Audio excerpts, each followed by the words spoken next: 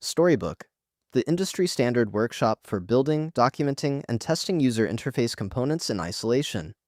89.7 thousand Vite hub stars, used by Shopify, Microsoft, BBC, Airbnb, Slack, and Atlassian to ship and document design systems at scale. Storybook 10.4 just landed in October, and the way design system teams ship components in the browser got cleaner. Smaller installs, ESM-only, a built-in component test widget, and a new type-safe story format on the horizon. Let's walk through what makes it the standard, what changed in 10, and why every front-end team eventually adopts it.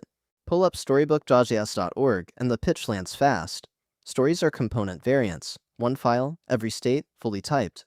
The component test widget in the sidebar runs interaction tests, accessibility checks, visual diffs, and coverage reports without leaving the workshop. Whether you ship React, Vue, Svelte, or Angular, Storybook plugs in with a single CLI command and starts a sandboxed environment where every component renders in isolation. No app shell, no global state leaking into the demo, no copy-pasted props between files. Open a story and you see exactly what a user sees, and exactly what an automated test will see when it runs the play function. That equivalence between dev, docs, and test is the whole pitch. One artifact, 3 jobs. Storybook is not a side project. The latest release shipped in October at version 10.4.1, and the monorepo is one of the most watched repos in front-end tooling, second only to React itself in the design system space. Design system teams at Shopify, GitHub, BBC, Airbnb, Slack, and Atlassian publish their storybooks publicly as living documentation. Engineers and designers share component links the way they used to share Figma frames. When a new engineer joins, the storybook becomes the onboarding artifact. Every component, every variant, one URL. The published version on NPM ships under the package name Storybook and pulls in only the renderer your framework needs. React, Vue, Svelte, Angular, Web Components, or React Native, so the install footprint stays small even though the framework matrix is huge.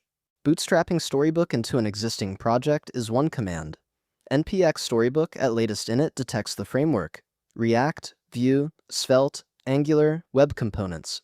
Installs the matching renderer, drops example stories into the source tree, and patches the package.json with the right scripts.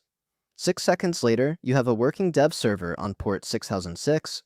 The init command is intentionally aggressive about detection, so you do not pick a framework that fights your stack.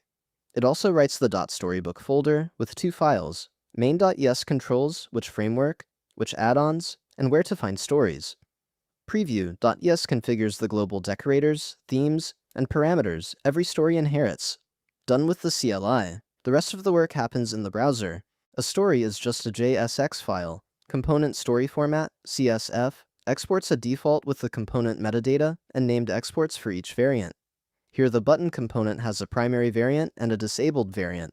Storybook reads the metadata, renders both, and gives you live controls to tweak args without writing a new file. The same story file becomes the input to interaction tests, accessibility tests, and visual regression, so the work you do to build a component variant pays itself back across documentation and testing. If you change the underlying prop shape, TypeScript flags every story that depends on the old args. If you delete a variant, the docs page updates automatically. That single source of truth pattern is why teams that adopt Storybook rarely roll their own component playground after. What you actually get from writing stories, 5 concrete wins. First, every component variant is documented and shareable as a URL, no screenshot drift. Second, designers, PMs, and QA can review states in a browser without spinning up the full app. Third, every story is automatically a test target. Add a play function, and you have an interaction test that runs in a real browser. Fourth, the doc site is auto-generated, so the design system documentation stays in sync with the implementation. 5. Visual regression and accessibility scans run against the same artifacts you built for development. So failures point at a specific story URL, not a generic test name. Running locally is the dev loop. npm run storybook starts the storybook server on port 6006, hot reloads on every story save, and gives you the test widget at the bottom of the sidebar. Click run tests, and Vitest fires every interaction and accessibility check across the whole catalog in a real browser, not GSDOM. Watch mode reruns the failing tests when you save the underlying component.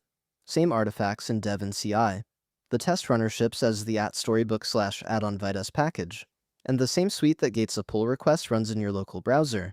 Coverage numbers fall out of the same run, so you stop maintaining a separate Jest config for component coverage.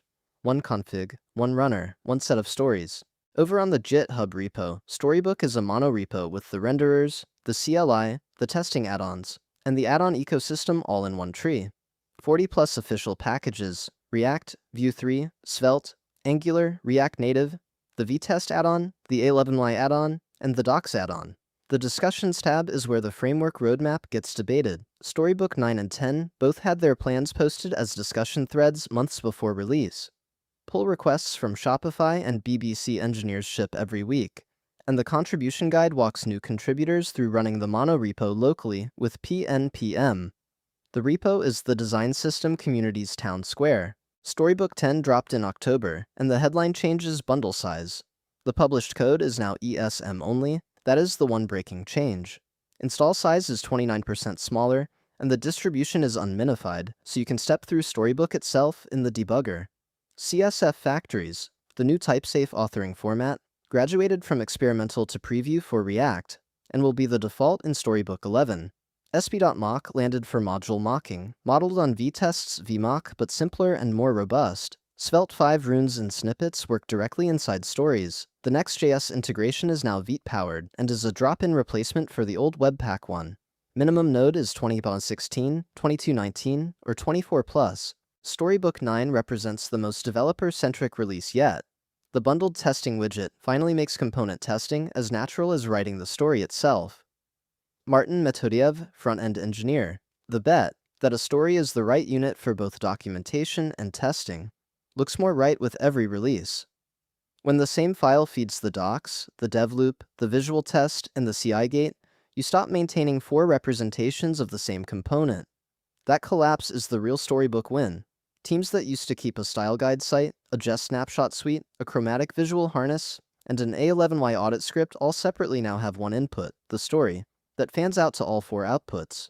Storybook is in NPM today. Run npx storybook at latest init in any front-end project, and you will know within 5 minutes whether you want to keep it. The docs at storybook.gs.org walk through every framework integration, and the GitHub Discussions tab is where the Storybook 11 roadmap is already being debated.